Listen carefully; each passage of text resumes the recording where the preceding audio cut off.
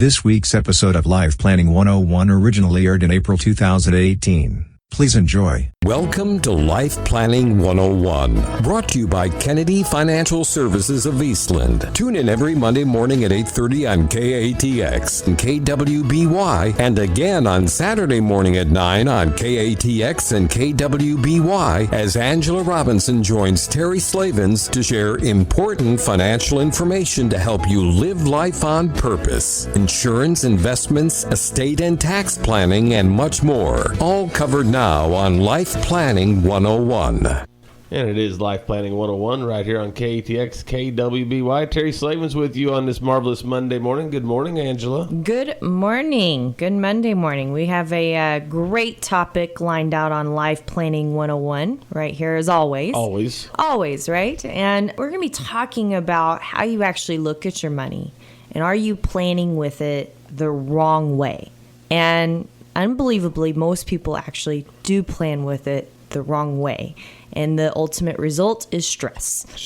Yes, which we don't want, right? So I thought I'd start out the show by kind of giving you this perfect ideal picture in mind. And I brought this up to someone. It was someone young. I was explaining our business to someone. I think it was somebody came in the door, wanting a job. And I was explaining our business. And I said, a Norman Rockwell painting. And they said, a what painting? I said, really? You don't know who Norman Rockwell is, right? So, but Norman Rockwell, if you remember on the front of those Life magazines, right? He always had the perfect picture of the American family, right? Absolutely. That perfect picture. And I think, in life, that's what we want, right? That's why his paintings were so successful. And that's why Life magazine did such a great job, because it was the ideal situation. And it was like opening that cover and you were now in this fantasy world of the perfect American life, right? Right. And, when you think about your planning in your own situation, I want you to imagine something for a moment. I just want you to stop, okay? Because we always talk about this on the show, about the one thing people want from money the most is what? Stop thinking about it. Right? So I want you to imagine, you know exactly what you're doing with your money is the best option for your situation. Wouldn't that feel good? Yes. Yeah. I want you to imagine that you have a roadmap of what you need to do every single step of the way to stay on track for your future. Wouldn't that be great? Very comforting. Yeah. I want you to know that your wife or your husband is going to be okay if something happens to you because of illness, death, disability, whatever it is. I want you to know that they're going to be okay. So that puts your mind at ease. Absolutely. Right. What if you knew you had a backup plan for things not going as planned? That would be very comforting as well. Right? What if you didn't worry at all? You could care less if the market goes up, goes down, we go into recession, we hit a tech bubble, we hit financial crisis, it doesn't matter. Wouldn't that be great? You just took a deep breath, Terry. See, that worked, didn't it? It was this imaginary world, but and a lot of people say, well, yeah, that sounds too good to be true. And, there's an old saying about if it sounds too good to be true, it probably is, right? But how much of that do we actually make ourselves believe when it really could be the truth? When you really could have those things and you could sleep at night knowing no matter what happens tomorrow, your family's going to be taken care of, you're going to be taken care of, you're going to have a successful retirement, you're not going to run out of money. Wouldn't that be great? Yes. It would, right? And a lot of times we're our own worst enemy because we look at things from a glass half full negative situation, or we make decisions because we think we know how we need to make those decisions, right? And what I mean by that is every time that we sit down with somebody, whether it be a CPA, an attorney, a family that we work with, whatever, there's a kind of a line item that we use. And we say, we look at money a little bit differently.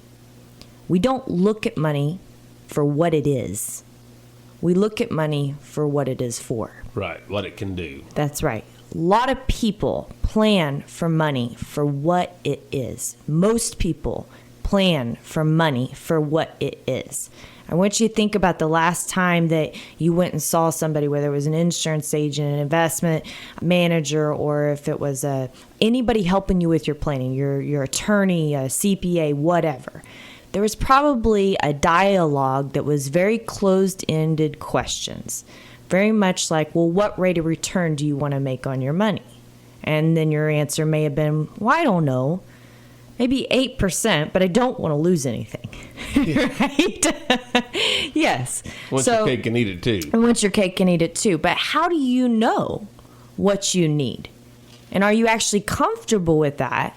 And I think that's a lot of the reason that people actually get emotional and fidgety about what is going on with their overall money and everything that they've worked to build, because they don't really know what that money needs to be doing, and they don't know if they're on track with what that money needs to be doing. How do you learn that? How do you learn that? Well, that's what we're going to talk about right here on Life Planning 101 today. You don't want to miss it.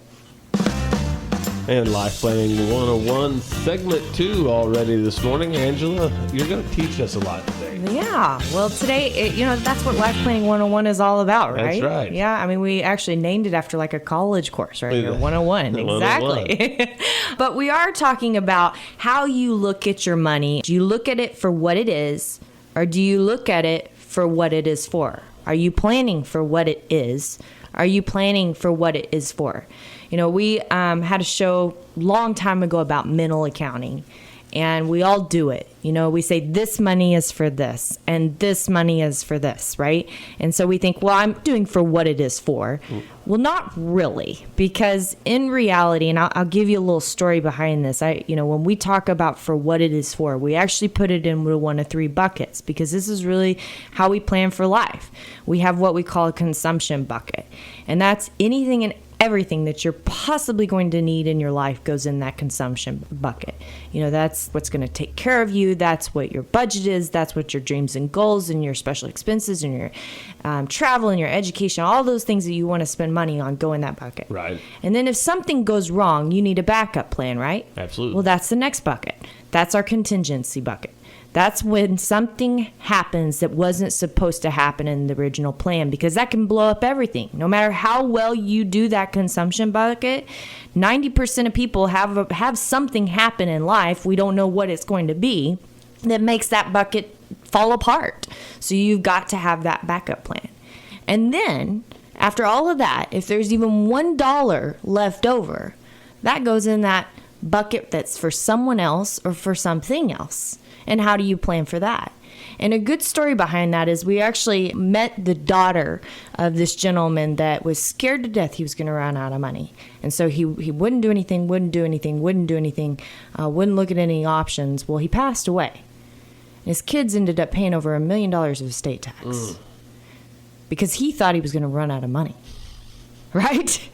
Because he didn't know, what do I need in my consumption bucket? What do I need in my contingency bucket? What needs to be for something or for someone else and set aside and protected for that measure, right? Right. And so it doesn't matter where you're at in your planning phase. If you're the one that's worried about your retirement dollars, if you're the one that is trying to take care of your family and make sure that something's not going to go wrong in your 20s or 30s, or if you're at the end of life and you're thinking about your kids and you're thinking about your charities and your churches and all these things that you want your legacy to pass on, or your grandkids, probably not even kids, but your grandkids, right? And how you want all that to happen. It doesn't matter where. You have to know what that money is for. Right. To be able to know what you can actually do it. Otherwise, you're doing backwards planning. Dad was on the show a few weeks ago, right? And he shared this story about a couple that had come into us, and their whole life they had been putting money back in this safe fund. Okay, and we talked about what safe means last week. If you missed that show, it was really great. We had a lot of great comments off of that show, so go back to it. You can visit that on our website, Kennedy-financial.com, KATXradio.com, KWBYradio.com. No excuse not to find just it. Google us. You'll find us, right? Life Planning 101 with Kennedy Financial Services. But we talked about safe money, and this couple had a safe money account that they had built several $100,000 in, earning 2 to 3% a year. And this was nothing that they ever wanted to touch. Well, they came to us when they wanted to retire, and they wanted to make sure that they were doing things right. Or did they? Because they were willing to hear it, but they weren't willing to do anything different, right? Because this was their safe money. They had this in their mind that this was money that we're never going to touch. Well, that money ended up accounting for about 40% of their overall retirement money. And what did that mean? That meant that they were relying on 60% of their overall retirement money to keep them afloat. And by the way, they retired at 60 years old. Okay? So to keep them afloat for the next 40 years. And then if they needed that money down the road, that was going to be the last money they touched. Well, think about that. Why would you want something to earn 2 to 3% if you may not need it for 30 or 40 years? Yeah, does that make any sense? No. It doesn't. But it was safe to them. It was the way that they thought about that money. They had mentally compartmentalized that money that needed to be there. Well, when you ran the numbers on their plan, it was a 0% probability chance that it would ever work. Okay, there's this thing that we use when we actually put a plan in. I do it by hand typically, and then I put it in the system, so it's fancy for everybody. But we put it in, and then this is the part I can't do. It's what's called a Monte Carlo simulation. It actually sends it through over 1,000 different scenarios based on past performance, based on those individual investments that they're in, based on interest rates, based on recessions, based on everything, right? And it pops out this probability of success. And we really want to see a plan be over 80% success-wise. Right. There was a 0% chance that this plan would work like it worked. Now, when you actually move the money around and plan for what it was for, and we talk about this all the time in our KFS investment process, how we do this, right? We take those buckets and we put together that now bucket. We put together that soon bucket. We put together that later bucket, and we invest accordingly. So, number one, it manages what your needs are. Number two, it manages your emotions because you know where the next dollar is going to come from no matter what happens in the market over the next 5 years, right? And when you put that together in their plan, their probability chance went up over 80%. That one change in their whole plan. Isn't that crazy? That's crazy. Yes. But did they do it? No. They didn't do it. They couldn't get their minds around this was our safe money, and we don't understand why that wouldn't work. Well, let me tell you why it wouldn't work when we come back right here on Life Planning 101. Final segment, Life Planning 101 on this marvelous Monday morning. Angela has lots of great information for us. Let's get to it. Yes. Are you planning for what your money is or what your money is for? And we were sharing this story about this couple that came to us with all this safe money. Hundreds of thousands of dollars in safe money. And that was designated for the last part of their retirement, which was totally backwards thinking. And, I think a lot of times people say, well, why is that backwards thinking? I mean, I need to make sure that there's money there. And yes, we agree. Obviously, there needs to be emergency money there, but just enough, right? Because I want you to, I'm going to give you a little investment education 101, okay? And this goes back to every retiree out there, and most retirees actually invest and do their money like this. So this couple, for instance, they were wanting on the portion of the money that was going to be invested to make an 8 to 9% return. By the way, they didn't want it to go down, but make an 8 to 9% return and pull 6% off of that. So let's do a little investment education. If I buy 100 shares of, say, ABC right, at $1 a share, that means I have $100 invested, okay? And if I want to pull 6% off of that, that means I would want to pull $6 off of that, right? So that's all fine and dandy. I would need to sell 6 shares because they're $1 a share. Right. But what if not what if, when the market goes down, because it is volatile. So let's say, worst case, it goes down 50%, and I still have my 100 shares, right? They're only worth $50. They're only worth $50, and they're only worth how much a share? 50 cents, right? But I still need my $6. So now I have to liquidate 12 shares, twice as many. So do I have those extra 6 shares for the market when it goes back up to recoup my losses? No, they're gone. They're gone. And that's how retirees run out of money, right there. Because they liquidate more than they ever suspected to do because they lost money. That is how you lose money. You sell. You get out. If they would have, had the ability to hold on to those shares. Or the ability to, when it dropped down to 50 cents, say, let's double take down. half. Or that'd be the best, right? If you had the money. Exactly. If you have had the option to buy, which is, thank you, Terry, another part of our process that we have a forced buying mechanism in the portfolios. But, because we've always said, why stop what's been so successful over your lifetime? Right. Buy often and always. Right. And we continue that process. We don't believe in buy and hold strategies. We believe in active management. And, but this is the thing that most retirees do. They have this pot of money. They determine what they think they can take off of that portfolio. And then they just start pulling it hell or high water. And does it work? No, it doesn't work. It doesn't work a lot of times because is the market going to go up and down? Absolutely. That is inevitable. It is going to go up and down. So back to this story of, this couple. That meant 40% of their money was going to determine what their retirement was going to be. What it was going to be like. And at the risk of having to make 8 to 9% a year.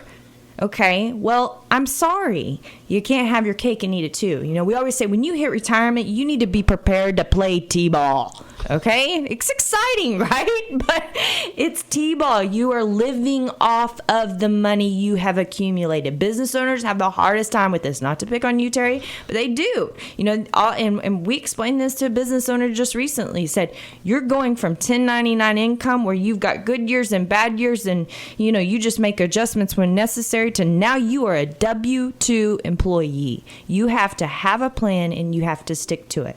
That's the only rule in retirement. Have a plan and stick to it. Right? But what do? We don't stick to it. We don't stick to it. Or we don't have a plan going in up front. And we just assume that we think we know what we can do. And by the end of the day, I've got all the safe money. But it didn't even outpace inflation. Right. By the time you get to it, right? Yeah, 2 to 3%, you're losing money. You're losing money. Exactly. And you can't afford to take a lot of risk on the other end of the spectrum with that other money. You can't afford to do it. You have to play t-ball because this is your last hurrah, right? Okay, unless your kids are going to be taking care of you. So, a lot of people say, well, what do I do? How do I get started with this? How do I actually move forward and start planning for what my money is for? Not for what my money is. Well, before people actually ever come in to see us, we ask them to do a few things. Number one, we ask them for a budget. I will say this, 99% of people do not have a budget. And so we never obtain said budget. But if we don't have the budget, what we ask for? All the numbers, because we can back into that number. And we call it black hole money. You don't know where it's going, but we know it's going somewhere. Because it's not going in your investments. It's not going to Uncle Sam. It's not staying in your pocket. So it has to be going somewhere. So, creating that budget, because that's what you need, right? Well, let's go back to those 3 buckets. You got that consumption bucket. Anything and everything you could possibly want to need in your life, you got to have in that bucket. Well, that's your budget, right? That's what you're going to need. And then you have... what are your dreams? What are your goals? What are the things you want to accomplish? Paint that Norman Rockwell picture. Why? Why do we often say, I'll never get to do that? Don't say that. Write it down anyway. May not happen, may happen. You may be pleasantly surprised. We actually got to do that with somebody. They told us when they retired, well, there's no way. This is just a dream that we wanted this house in New Mexico. We told them day one, and we put it in the plan to do it year one. And it worked. They had a 96% chance of their whole plan working with buying a second house. And they said, really? They were in shock. They were never going to do it because they were scared to death that they were going to run out of money. How crazy is that? So this goes both into the spectrums here, but you never know. So write it down. What are those needs? What are those dreams? Do both of them. They're both just important. And then your backup plan. We want to see that backup plan. So we get everything. We want to see every risk management tool that you've taken, whether it be annuities or insurance or home and auto, your liability, all of it, your cattle insurance, I don't care what it is. We want to see it and see what that backup plan looks like, because we poke holes in that backup plan and say, what if? Now, if you're okay taking risk with those holes, that's one thing, but it is our responsibility to point those out. And what I found most of the time is most people have holes that they never knew they had. Why is it that every single auto and home and liability policy that comes into our office, we are on the phone with that agent making changes? Why is that? Because it's not a cookie cutter. No, it's not. It's not a cookie cutter, right? But yet we go online and we buy policies, or you go into your agent's offices that say, I need this policy, and you're not going to tell them your net worth. You're not going to tell them all these things. But we know all these things, right? So do you have enough liability? That's right. We make sure all those holes are covered. That is extremely crucial, or at least discussed, right? So we've got that consumption bucket filled. We've got that contingency bucket filled. And then what about the $1 that's left over to go to someone or something? How do we plan for that? How do we make sure that dollar doesn't turn into 40 cents after Uncle Sam gets a hold of it? Strategically yeah, that's strategic planning, right? Working on a case right now. Got it middle of last week. Huge planning opportunity for this family where we actually set up something to save them about 60% in taxes altogether. So on $1 million, that's $600,000, people. Wow. That's a lot of money. Yes. Okay. So, it's extremely important that you know what these buckets are for. And you put together what you need. That's the basis of this. Put together what you want, what your desires are. What are your hopes and dreams for your family in the future, yourself, taking care of your spouse? What's the most important thing about money to you? Drill down until you answer that question and it doesn't have a dollar figure to it. And when you get that answer, then you have the basis for your plan and knowing what your money is for. And it's your first step towards being able to have that success we talked about. You're very passionate about this subject. I am. Can you tell?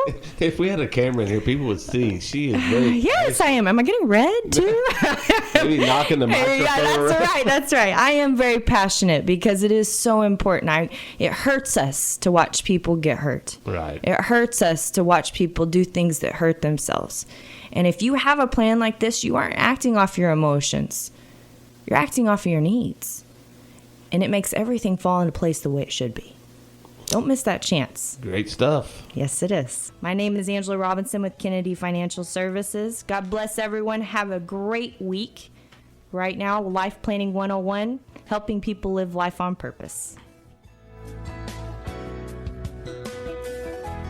Thank you for joining us for Life Planning 101, brought to you by Kennedy Financial Services of Eastland. Tune in every Monday morning at 8:30 on KATX and KWBY, and again on Saturday morning at 9 o'clock on KATX and KWBY for more Life Planning 101. Advisory services offered through Smart Money Group, LLC, a registered investment advisor. Securities offered through Calton & Associates Incorporated, member FINRA SIPC. Kennedy Financial Services Incorporated is an independent of Calton & Associates Incorporated and Smart Money Group, LLC.